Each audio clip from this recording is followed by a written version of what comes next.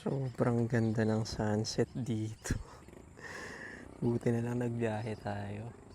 More than 2 hours tayo nagbiyahe para sa ganitong view. Ang gamit natin ngayong camera is yung Fujifilm X-M5 with 18 to 135mm na Fujinon lens. Bali nakaano lang tayo guys, handheld lang. Nagpunta tayo dito ng nakamotor. Tada! Hindi na ako nag-setup ng tripod kasi mabilisan lang. In subdivision kasi to, baka sitahin tayo eh. Pero ang ganda ng view dito guys, sunset. Sobrang solid. Tapos may view ng Metro Manila na nandun. Oh. Sandali, bibitawan ko lang tong camera. Ano ba bibitawan to?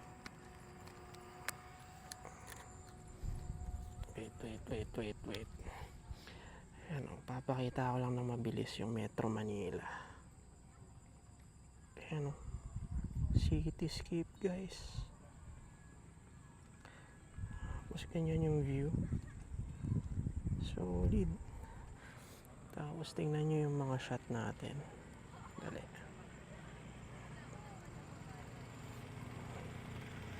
Shot ng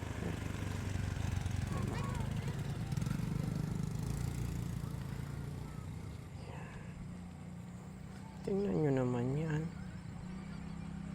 Tingnan nyo yung araw. Bilog na bilog.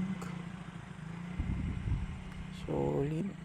Excited na ako i-process yung shot dito. Sulit yung punta natin dito guys. Sobrang epic. Tingnan nyo yan.